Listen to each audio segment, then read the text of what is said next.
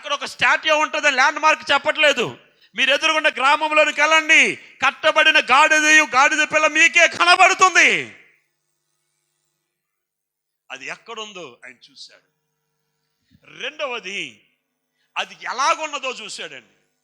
ఎలాగుంది గాడిద ఎలాగుంది చెప్పాలి గట్టిగా, కట్టబడి ఉంది. మూడవది, దానికి ఏం కావాలి? గాడిద ఎలా కట్టబడి ఉంది, దానికి విడుదల కావాలి. ప్రియమైనటువంటి వారరా, యేసుక్రీస్తు ప్రభులు వారు ఎందుకు గాడిదను గూర్చి ఆయన మాట్లాడుతున్నాడు? ఎప్పుడైనా నువ్వు ఆలోచన చేసావా? ఆయన గాడిద మీద ఎందుకు ఎక్కువ వచ్చాడు? ఆయన రాజు కదా, ఒక గుర్రం మీదో ఒక రథం మీదో. రాజులు ఎలాగ వస్తారు చెప్పండి? రథాల మీద గుర్రం మీద వస్తారు, అంతేనమ్మా. గాడిద మీద వస్తాడు రాజు. గాడిద మీద ఎవరు వస్తారు? తప్పు చేసిన ఏం చేస్తారు? గాడిద మీద కూర్చోబెడతారు. ఇక్కడ ప్రభువు ఏం చేశాడంటే గాడిదను ఆయన చూస్తున్నాడు.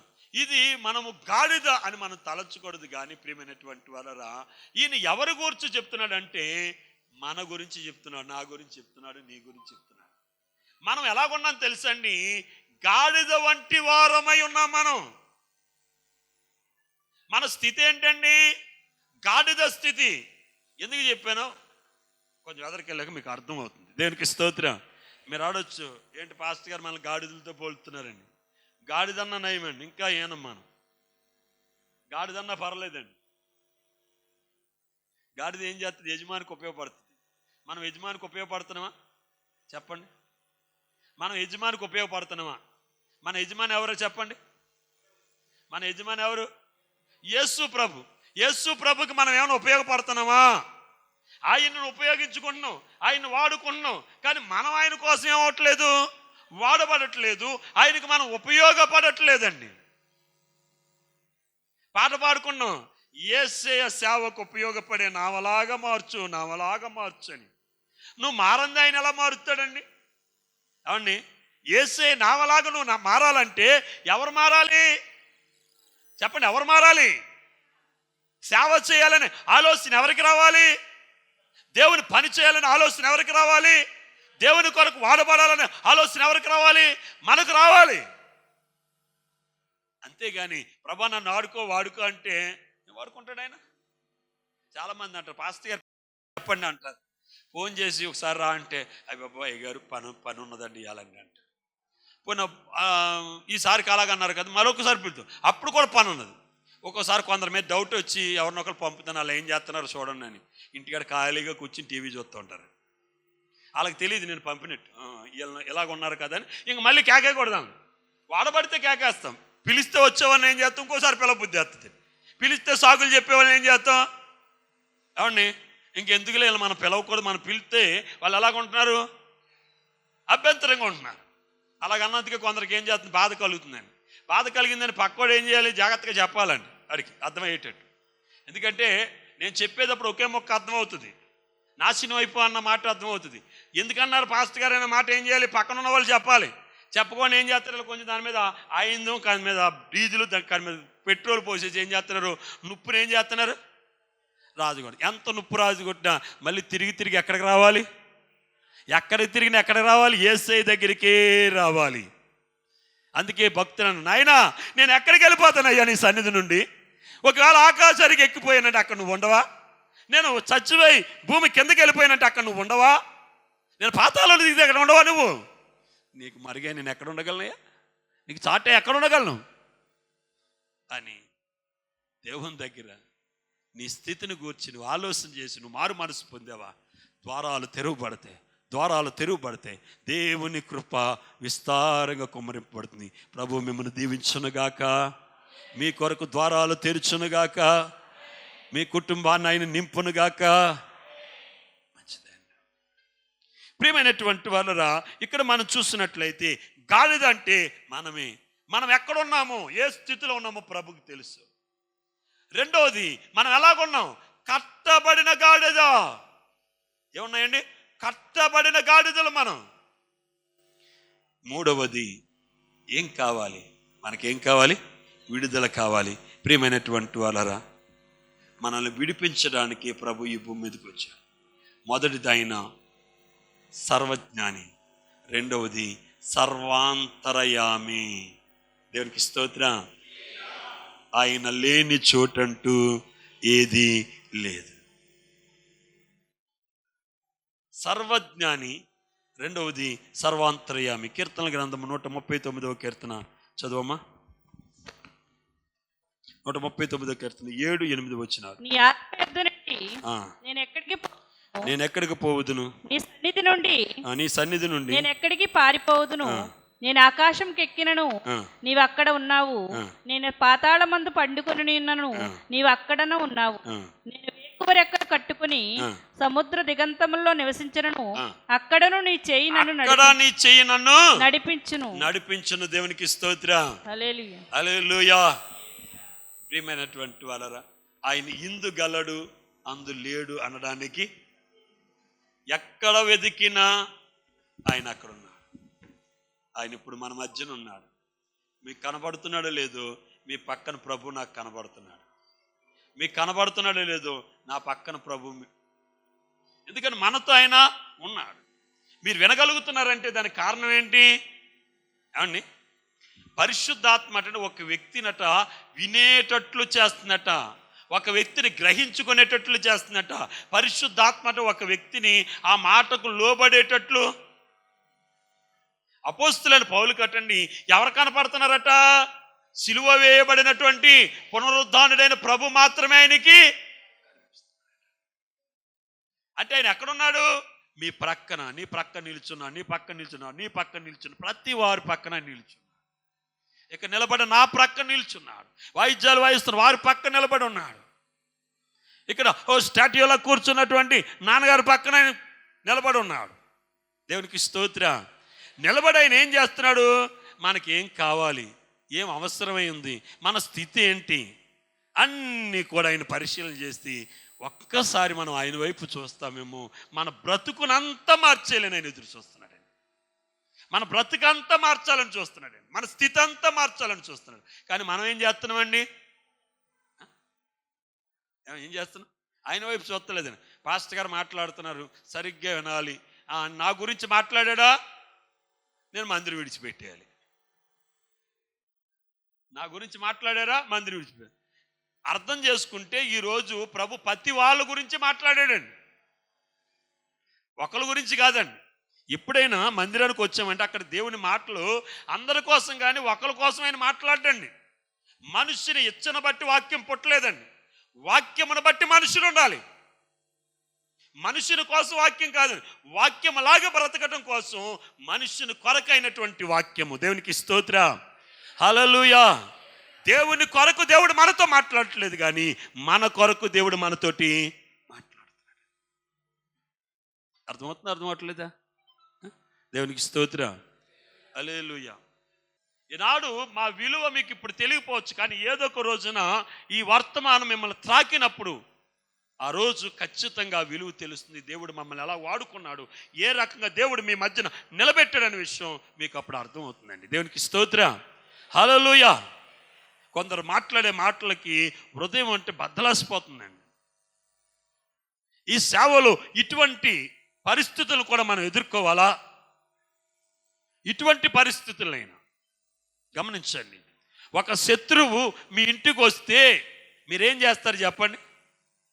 మీ శత్రువే, మీరు మాట్లాడినవాడు మీ ఇంటికి వచ్చి తలుపు కొట్టాడంటే ఏం చేస్తారు?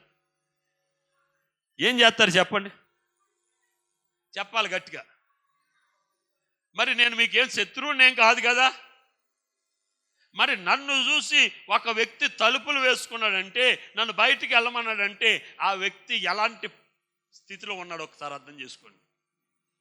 దేవుడు తప్పనిసరిగా బుద్ధి, ఎందుకంటే ఇంతకుముందు చాలా ఎలా చేసిన వాళ్ళు ఉన్నారు, కానీ ఎంతో దారుణంగా చేసిన వాళ్ళు లేరు, కానీ చేశారు. వాళ్ళందరూ రొమ్ము కొట్టుకుంటే ఇక్కడికి వచ్చేస్తున్నారు. ఒక ఆడవాడు రెండు సంవత్సరాల నుంచి నన్ను కాల్ చేసిందండి. ఊరంతా కూడా పొలంలో పనికి వెళ్తుంది, బిల్లుని కడల్లా కాల్ చేసింది. నేనేం అనలేదు. నేను అన్న మాట ఒకటే మాట, ఏమన్నాను? ముసలోళ్ళు ముందు భోజనం చేయండి, పడుసోళ్ళు కొంచెం ఆగండి అన్నాను. ఈ మాట ఆవిడికి బాధ వచ్చిందట. ఇది రైటా తప్ప చెప్పండి? ఏ బీపీలు ఉంటాయో, షుగర్లు ఉంటాయో. ఇప్పుడు నేను తర్వాత తిన్నా పర్లేదు, మా నాన్నగారు ఉన్నారనుకో, ఆయనకి 12ంటికే భోజనం పెట్టేయాలి. అందుకే బుధవారం మేము ప్రార్థన చేయకపోయినా ఆయనకి భోజనం పంపేస్తాం. అవునా కాదు చెప్పండి అమ్మా? ఎందుకంటే ఆయన పెద్ద ఆయన, పంపాలి, తినకపోతే ఏమవుతుంది, ఏ బీపీ డౌన్ అయిపోద్దని ఆ మాట అన్నానండి. అయిపో మేము భోజనం కోసమే వచ్చామా? నేను భోజనాలు ఎందుకు వండాను? మీరు అందరూ తింటారని, నా కోసం కాదు కదా. ఎప్పుడు ఇక్కడ మిగిలింది ఒక గరిటెడైనా నా ఇంటికి పట్టుకెళ్ళండి. దేవునికి స్తోత్రం. ఎందుకు చెప్తున్నానంటే దేవుడు అనుగ్రహించినటువంటి ఒక మారు మనస్సు వారి జీవితంలో కలిగింది. అలాగే ఇతను కూడా కలుగుతుంది, ఒక రోజు రాబోతుంది. దేవునికి స్తోత్రం. ఖచ్చితంగా మేలు చేసేవాడు ఎవరు, కీడు చేసేవారు ఎవరు అందరికీ తెలుస్తుందండి. అప్పటిదాకా మనం ఏం చేయాలి? ఓర్పు కలిగి ఉండాలి. దేవునికి స్తోత్రం. మరొక సందర్భంలో ఏమనిపిస్తుందని, ప్రభునే ఇది చేశారు, మనం ఏమైనా గొప్పలం ఏంటి చెప్పండి అమ్మా? ప్రభుని ఏం చేశారు? సిలువ వేసి చంపేశారు. మనం ఏం అంతకన్నా గొప్పలం ఏం కాదు కదా. ఈ శ్రమలు మనకేంటండి? ఆశీర్వాదాలు. కనుక ప్రియమైనటువంటి వాళ్ళరా, ఇక్కడ మనం చూసినట్లయితే ప్రియమైనటువంటి ఈయన సర్వాంతరయామి అంటే ప్రతి స్థలములో, మొదటిది సర్వజ్ఞాని అయితే రెండవది ఏంటి? సర్వాంతరయామి. ఈయన ప్రతి స్థలములో ఉన్నాడు. అంటే నిన్న చూసినట్టుగా రేపటిని చూడగలడు, నిన్న చూసినట్లుగా వచ్చే సంవత్సరం ఈ రోజులకి ఏం జరుగుతుందో కూడా ఆయన చెప్పగలడు. యుండ్రాజురంలో ఉన్నాడు, తణుకులో ఉన్నాడు, ఏమండి ఆయన ఏలూరు పట్టణంలో ఉన్నాడు, హైదరాబాద్ పట్టణంలో ఉన్నాడు, ఆంధ్రదేశంలో అంతా ఉన్నాడు, తెలంగాణలో ఉన్నాడు, భారతదేశంలో ఉన్నాడు, అమెరికాలో ఉన్నాడు, అన్ని చోట్ల. ఒక రాయిలో ఉన్నాడు, ఒక రప్పలో ఉన్నాడు. రాయా రప్పలో దేవుడు ఉన్నాడని ప్రజలు ఏం చేస్తున్నారండి? రాయా రప్పలో ఉన్న దేవుడిని మానేసి, ఏమండి రాయిలో దేవుడు ఉన్నాడు కాబట్టి అండి అది ఏం చేసింది? నీళ్ళు ఇచ్చిందండి. ఇచ్చిందా లేదా చెప్పండి? రాయిలో దేవుడు ఉన్నాడు కాబట్టి అది ఏం చేసింది? ఒక ట్యాంకు రాయి అంటే ఇంచుమించుగా ఎంత ఉంటుంది రాయి. కొండ కాదు కదా, ఆయన కొట్టమన్నది కొండ పర్వతాన్ని కాదు కదా, ఒక రాయి. రాయి భూమికి వేరే ఉంటుంది, అంటుకున్నా సరే రాయి ఏమవుతుందండి? వచ్చిన ప్రజలు ఎంతమంది అండి? 6 లక్షల పై సిలికండి. పిల్లలు కాకటండి, నడిచేవాళ్ళు, నడవని వాళ్ళు ఉన్నారు. ఓన్లీ నడిచేవారటండి 6 లక్షల పైసలు కట్టండి. ఇంకా నడవని పిల్లలు, భుజాల మీద ఉన్న పిల్లలు, కుంటోళ్ళు, ఇలాగా చాలామంది ఉన్నారు. వీళ్ళందరూ తాగాలంటే నీళ్ళు ఎంత కావాలి? ఒక నదే కావాలని. కానీ ఆ రాయిని కొట్టగా నీళ్ళు ఇచ్చేటండి వాళ్ళ దాహం లక్షలాది మంది ప్రజల యొక్క దాహాన్ని తీర్చిందట, వాళ్ళ పశువుల దాహాన్ని తీర్చిందట. మరి ఎన్ని రోజులు తీర్చిందయ్యా అంటే వాళ్ళు మరలా వాగ్దత్త దేశం వెళ్ళేదాకా కూడా ఈ రాయి ఏం చేసిందట? ఏం చేసిందంటే ఈ రాయి తెలుసండి, వాళ్ళు ఎటు నడిస్తే అటు, వారు ఈ పక్కకి వెళ్తే ఈ పక్కకు వచ్చిందట, ఆ పక్కకి వెళ్తే ఆ పక్కకు వచ్చిందటండి. వారు వాగ్దత్త దేశంలో ప్రవేశించే వరకు ఆత్మ సంబంధమైనటువంటి ఆ బండ ఉందో చూడండి, అంత మాత్రాన బండను పూజించవచ్చండి? ఏమండి అంత మాత్రాన బండను పూజించవచ్చా? ఆకాశం నుండి వర్షం వస్తుంది అని ఆకాశం మేఘాలను పూజించవచ్చా? సూర్యుడు వెలిగిస్తున్నాడు సూర్యుడిని పూజించవచ్చా? కానీ లోకం ఏం చేస్తుందంటే సృష్టిని పూజిస్తుంది. మనం ఎవరిని పూజిస్తున్నాం? గట్టిగా చెప్పండి. సృష్టికర్త ఎవరు? గట్టిగా చెప్పాలి. యేసే సృష్టికర్త. దేవుడు చేస్తున్న ఒక ఘనమైనటువంటి కార్యం ఏంటో తెలుసండి. ఈ మార్గంలోనైనా స్వస్థత కార్యాన్ని జరిగించినట్లుగా మనం చూస్తున్నాం. చూడండి బైబిల్ గ్రంథములు ప్రియమైనటువంటి వాళ్ళరా, మరి మత్తయి సువార్త 21వ అధ్యాయము 13-14 వచనాలు చూడండి. అయితే 14 వచనం చదవండి.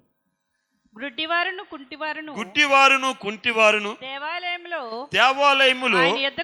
ఆయన యొద్దకు రాగా ఆయన వారిని ఏం చేశాడటండి?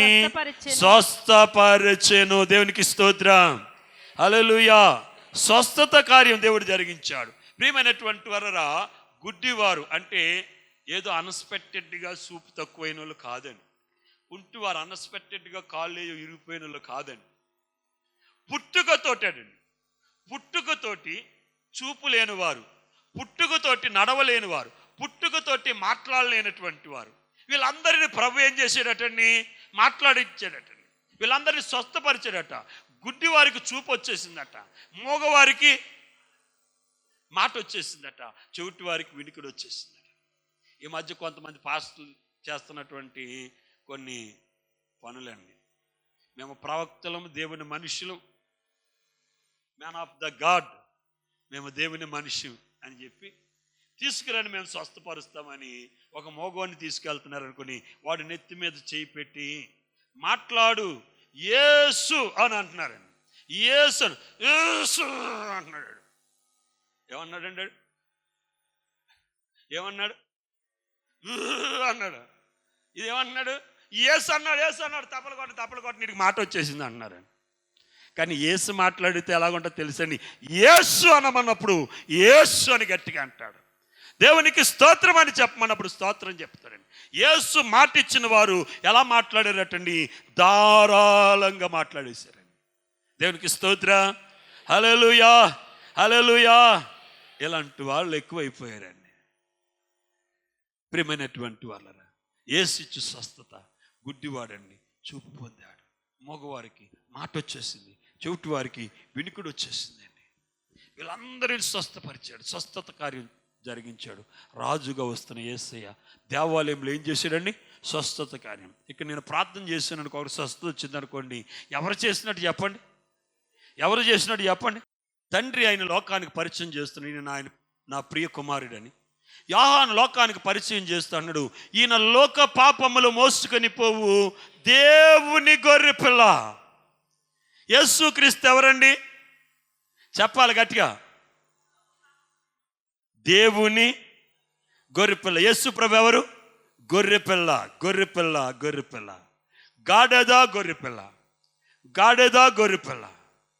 గాడిద మీద ఎవరు ఉన్నారండి? గాడిద మీద ఎవరు కూర్చుని ఉన్నారు? ప్రభు అంటే ఎవరని చెప్పాను? గొర్రెపిల్ల. గాడిద శపింపబడింది. గాడిదకు మందిరంలో ప్రవేశం లేదు, పరిశుద్ధ పట్టణంలో గాడిదకు ప్రవేశం లేదు. ఎందుకంటే అది శపింపబడింది. దేవుని మందిరములో నీకు ప్రవేశం లేదు. ఎందుకనగా నువ్వు శపింపబడిన వాడవు, శపింపబడిన దానవు.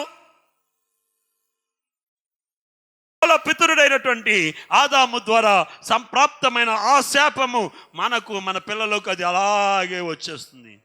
తరము వెంబడి తరము, తరము వెంబడి తరము, తరము వెంబడి తరం, జాతి వెంబడి జాతికి ఈ యొక్క పాపం ఏం చేస్తుందండి? వచ్చేస్తుంది. ఈ శాపము మనల్ని పట్టుకుని విడిచిపెట్టట్లేదండి. ఈ గాడిది శపింపబడినది. గాడిద అర్పణకు పనికిరాదు. గాడిద అర్పణకు పనికిరాదు. గాడిదను బలివ్వకూడదు. మరి గాడిదను బలివ్వాలంటే ఏం చేయాలి? నీ బలి దేవుడు ఇష్టపడట్లేదు. నీవు బలికి పనికొచ్చేదానిగా, పనికొచ్చే వానిగా నువ్వు మార్చబడాలంటే ఏం జరగాలి అంటే నువ్వు విడిపింపబడాలి. గాడిద అర్పణకు పనికి రావాలంటే, గాడిద మందిరంలోకి రావాలంటే గాడిద ఏమవ్వాలి? విడిపింపబడాలి. నువ్వు మందిరంలోకి రావాలంటే నువ్వేమవ్వాలి? విడిపింపబడాలి. నీవు నూతన యెరూషలేము పట్టణంలో నువ్వు ప్రవేశించాలంటే నువ్వు విడిపింపబడాలి. చూడండి, బైబిల్ గ్రంథంలో మనం చూసినట్లయితే నిర్గమాకాండము, గాడిద అర్పణకు పనికి రావాలంటే దానిని వెల ఇచ్చి విడిపించాలి, లేదంటే ఒక గొర్రె పిల్లను దాని నిమిత్తము ప్రతిష్ఠింపబడాలి. నిర్గమాకాండము 13వ అధ్యాయము 13వ వచనమండి. ప్రతి గాడిద తొలిపిల్లను వెల ఇచ్చి విడిపించి దానికి మారుగా గొర్రె పిల్లను ప్రతిష్ఠించవలెను. అట్లు దానిని విడిపించని ఎడల దాని మెడను విరగదీయవలెను. నీ కుమారుల్లో తొలిచూలి అనే ప్రతి మగవాన్ని వెల ఇచ్చి విడిపింపవలెను. అర్థమైందమ్మా మీకు? ఒక గాడిద అర్పణకు పనికి రావాలంటే, ఒక గాడిద బ్రతకాలంటే దాన్ని వెల ఇచ్చి విడిపించాలి, లేదంటే దానికి మారుగా ఒక గొర్రె పిల్లను బలర్పించాలి. అర్థమైందా? ఇక్కడ గాడిద అర్పణకు పనికిరాదు, కానీ గాడిద అర్పణకు ఎప్పుడు పనికి వస్తుందో తెలుసండి, దానికి మారుగా ఒక గొర్రె పిల్లను ప్రతిష్ఠించినప్పుడు. ఇప్పుడు అర్పణకు పనికిరాని గాడిద పిల్లను అర్పణకు పనికి వచ్చేటట్లు దేవుడు ఏం చేస్తున్నాడు? దాని స్థానములో దానికి మారుగా ఆయన ప్రతిష్ఠింపబడుతున్నాడు. ఆయన యజ్ఞ బలి పశువుగా తన్ను తాను అర్పించుకుంటున్నాడు. ఆ కార్యము ద్వారా గాడిద ఏమవుతుంది? విడిపింపబడుతుంది. అలాగే విడిపించబడకపోతే గాడిద చచ్చిపోవాలని. మనము విడిపింపబడకపోతే మనం ఏమవ్వాలి? చచ్చిపోవాలి కదండి. అది రెండో మరణం అండి. ఆ రెండవ మరణాన్ని కొట్టివేయటం కోసం మన నిమిత్తము ప్రతిష్ఠితము కాని వారము, శపింపబడి వారం అయినటువంటి గాడిద వంటి వారమైన మనలను విడిపించడానికి ప్రభువు ఆయన ఏం చేసి తన్ను తాను బలిగా అర్పించుకున్నాడు. ఇక్కడ గాడిద ఎవరండి? చెప్పాలి గట్టిగా. అప్పుడు చెప్తారా? నేను గాడిదనండి. నా కోసం నా ప్రభు మరణించి ఏం చేశాడు? నా కట్లను తెంపి యోగ్యత లేని నన్ను యోగ్యుడిగా చేసి ఆయన మందిరములో ప్రవేశించే అర్పణకు పనికొచ్చే దానిగా పనికొచ్చే వానిగా నన్ను ప్రభు చేశాడు. దేవునికి స్తోత్రం కలుగును గాక. గట్టిగా చెప్పండి, ఇంకా గట్టిగా దేవుని స్తుతించండి సంతోషంతో. ఓసారిగా గాడిద పిల్లని ఎక్కి ఎక్కడికి వస్తున్నాడు అంటే సియోనులోకి అట. మన మీద కూర్చుని ఆయన ఎక్కడికి వెళ్తున్నాడండి? ఎక్కడ కూర్చోబెట్టుకోవాలి ఆయన్ని? గాడిద ఎలాగైతే కూర్చోబెట్టుకుందో మనం కూడా గాడిదలాగా ఏం చేయాలి? ప్రభుని కూర్చోబెట్టుకుని ఎక్కడికి తీసుకెళ్ళాలి? ఆయన మన మీద ఉంటేనే మనకు మందిరంలో ప్రవేశం ఉంటుందండి. యేసయ్యను మనం భరిస్తేనే మనం మందిరంలోకి వెళ్ళగలుగుతాం. యేసయ్యను మనం భరిస్తేనే మనం పరలోకి వెళ్ళగలుగుతాం. పౌలును గూర్చి దేవుడు చెప్పిన మాట, అతడు నా నామమును భరించును, అతడు నా నామమును భరించును. ప్రభు సన్నిధిలో ఉన్న మీరందరూ కూడా యేసు నామమును భరించెదరుగాక. మీరందరూ యేసు నామమును భరించెదరుగాక. యేసు నామమును మీరు భరించెదరుగాక. యేసుని మీరు మోసెదరుగాక. గాడిద ఎందుకు ఎక్కాడో తెలిసింది కదా. ఎదరు ఏం చేస్తున్నారట? పై బట్టలు తీసేసి దేవునికి స్తోత్రం. అదేదో ఊరిలో చెప్పారండి, పాస్టర్ గారు గాడిద మీద కూర్చున్నట్టు ఊరేగుతారట. దేని మీద కూర్చుని? గాడిద మీద కూర్చుని ఊగెరుగుతారు. విశ్వాసులు అందరూ బట్టలు వేస్తారట. మీకు అర్థమైపోయి ఉంటుంది. దేవునికి స్తోత్రం. హల్లెలూయా, హల్లెలూయా. ఆ వాక్యం అలాగ ఉందండి. ఏమండి, యేసు ప్రభువు పాదాలకు కడుతూ నేను చేసినట్టు మీరు చేయండి అన్నాడు. అది మనం చెయ్యాలి. ఆయన ఈ రొట్టెను, ఈ ద్రాక్షరసం, ఈ రక్తాన్ని మీరు క్రమం తప్పకుండా తీసుకోవాలి. నేను మాత్రం పరలోకంలో తీసుకుంటాను, అప్పుడు మీ అందరితో కలిసి తీసుకుంటాను. మీరు మాత్రం ఇది చేయాలి. అది చేయాలి మనం. ఇలా గాడిద ఎక్కేసి పాస్టర్గా ఊరేగించమని ఉందా? చెప్పాలి, మీరు చెప్పాలి. మరి లేనిది చేస్తే ఆ పాస్టర్ ఏ పాస్టర్? బైబిల్లో లేనిది మనం ఏదైనా చేస్తే ఆ పాస్టర్ అలాంటి పాస్టరు? ప్రభు అన్నాడు, అబద్ధ బోధకుల గురించి జాగ్రత్త పడండి. వారు పరలోకములో ప్రవేశించరు కానీ ప్రవేశించే వారిని వారు ప్రవేశించుకోకుండా చేస్తారు. వారు మీ ఎదుట దేవుని రాజ్యమును మోతెట్టేస్తారు. మరి మోతెట్టి ఏం చేస్తారు? వాళ్ళ రాజ్యం ఒకటి ఉంటుందండి. వాళ్ళ రాజ్యం ఒకటి ఉంది. ఆ రాజ్యం ఏంటో తెలుసా? ప్రాణమా, తిను, త్రాగు, నా పిల్లల కోసం, నా మనవల కోసం, వాళ్ళకు పుట్టే వాళ్ళ కోసం, ఆ తర్వాత తరం కోసం సంపాదించుకుని వెనకాల పోగెట్టాలనుకుంటారండి. చాలామంది నన్ను అడిగారు, దేవుని సేవ చేస్తానికి ఎంత సంపాదించారని. సొంత కారు కూడా లేదండి అని చెప్పాను నేను. దేవునికి స్తోత్రం. సొంత ఇల్లు కూడా లేదని చెప్పాను. ఇక్కడ నేను ఇల్లు కట్టుకున్నాను, అక్కడ ఇల్లు కట్టబడతాను. ముందు నాకు అక్కడ ఇల్లు కావాలి, ఇక్కడ ఇల్లు లేకపోయినా పర్లేదు. ఒకవేళ ఇల్లు నా పిల్లలకి ఇచ్చాను అనుకోని, నేను ఇచ్చాను కదా అని నన్ను ఏం పూజించరండి వాళ్ళు. ఒక ఇల్లే ఇచ్చాడు, ఇంకో ఇల్లు ఇస్తే బాగుంది అనుకుంటారు. నా పిల్లలకు ఒక ఇల్లు ఇచ్చాను అనుకోండి, వాళ్ళు ఏమనుకుంటారు? మా నాన్న ఒక ఇల్లే ఇచ్చాడు, మా బులిబాబు అయితే వాళ్ళ పిల్లలకు 2 ఇల్లు ఇచ్చాడు. లేకపోతే మా మామగారు అయితే 3 ఇల్లులు కట్టించాడు మాకు, మా నాన్న ఒకటే కట్టించాడు అనుకో, అసలు కట్టేవలేదు అనుకోని ఏమనుకోరండి. దేవునికి స్తోత్రం. మా నాన్న మమ్మల్ని బాగా బతికించాడు, బాగా భక్తి నేర్పాడు అని చెప్పుకుంటారు, అంతే కదండి. రాజుల 2వ గ్రంథము 9వ అధ్యాయము 13వ వాక్యం. అంతట వారు అతి వేగరముగా తమ తమ వస్త్రములు పట్టుకొని మెట్ల మీద అతని కింద పరిచి బాకా ఊదించి, యేహూ రాజై ఉన్నాడు, యేహూ రాజై ఉన్నాడు, యేహూ రాజై ఉన్నాడని వారు ఏం చేస్తున్నారటండి, గట్టిగా ప్రకటన చేస్తున్నారు. సాటింపు అంటే తెలుసు కదా. సాటింపు అంటే ఏంటండి? సాటింపు ఈదులో ఎత్తే 3 ఈదులు అవతలు కనపడుతుందండి.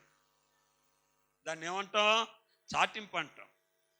యేహూను రాజుగా నిలబెట్టినప్పుడు అటండి, అతని ముందు ఏం చేస్తున్నారట, వారి పై వస్త్రములు తీసి సలువు పట్టేస్తున్నారట. అంటే రాజుకి ముందుగా ఇలాగ వేయటం వారికి ఏంటండి, ఆనవాయితీ, ఆచారము. కనుక యేసుకు కూడా వారు ఏం చేస్తున్నారట, వారి పై వస్త్రములు తీసి సలువు పట్ట వేసి ఆయన దాని మీద నడిపిస్తున్నారు. ప్రియమైనటువంటి వారరా, అట్లా వారు మనం నేర్చుకున్న పాఠం ఏంటో తెలుసండి, వారు కలవరపడుతున్నారు. ఎందుకు వారు కలవరపడుతున్నారంటే యేసు ఎవరో వారికి తెలియదు. నీవు కూడా కలవరపడుతున్నావు, యేసు ఎవరో నీకు తెలియదు. అయితే దేవుడు తేటగా మాట్లాడాడు. ఆయన ఎవరంటే సర్వజ్ఞాని అయి ఉన్నాడు. చెప్పండి అందరి మాట, అందరూ చెప్పాలి. సర్వజ్ఞాని, సర్వజ్ఞాని. 2వది ఆయన సర్వాంతరయామి. గట్టిగా చెప్పండి, సర్వాంతరయామి, సర్వాంతరయామి. 3వది ఆయన సర్వశక్తి కలిగిన దేవుడు. గట్టిగా చెప్పండి మాట, సర్వశక్తి కలిగిన దేవుడు. కనుక అటువంటి ప్రభుని నువ్వు కలిగి ఉండటం నిజంగా నీ ధన్యత. ఈ ధన్యత నువ్వు పోగొట్టుకోవద్దు. ప్రభు ఈరోజు ఎంతో తేటగా నాతో మాట్లాడు నాయన, మాతో మాట్లాడు నాయన. మాట్లాడిన ప్రతి మాట మా హృదయంలో మీరు ఫలింపు చేయండి, మా హృదయంలో మీరు ఫలింపు చేయండి అయ్యా. ఆనాటి ప్రజల్లో ఒక గుంపుకి నీవెవరో తెలియక కలవరం చెందును. ఈనాడు కూడా ఒక గుంపుకి నీవెవరో తెలియక వారు కలవరం చెందుతున్నారు ప్రభా. ఏంటి ఈ యొక్క యేసును గూర్చిన సువార్త ఇంతగా వ్యాప్తి చెందుతుంది? ఇన్ని లక్షల మంది, ఇన్ని కోట్ల మంది ప్రజలు యేసు ప్రభుని ఎందుకు వెంబడిస్తున్నారు అనేది తెలియక వారు కలవరం చెందుతున్నారు. నాయన మాట్లాడు నాయన, నీవు సర్వజ్ఞానమై ఉన్నావు. అవును నాయన. మరి నాయన రేపును కూడా నిన్నటిలాగా నువ్వు చూడగలవు ప్రభా. నాయన 2వది నువ్వు సర్వాంతర్యామివి, అనగా నీవు అన్ని స్థలాల్లో, అన్ని జీవరాశులలో నువ్వు ఉన్నావు. నాలో ఉన్నావు, మాలో ఉన్నావు, ప్రతి వారిలో నువ్వు ఉన్నావు ప్రభా. నిన్ను ద్వేషించే వారిలో ఉన్నావు, నిన్ను పూజించే వారిలో ఉన్నావు నాయన. ఎంతమంది అయితే ఈ వర్తమానం విన్నారు వారి ప్రతి ఒక్కరిని మీరు దీవించమని, ఇక్కడ ఉన్న ప్రతి ఒక్కరు మీరు ఆశీర్వదించమని, మీరు ఆఖరికి మమ్మల్ని సిద్ధపరచమని యేసు క్రీస్తు పరిశుద్ధ నామమును బట్టి ప్రార్థించి స్తుతించి బతిమాలు వేడుకున్నాం తండ్రి. ఆమేన్.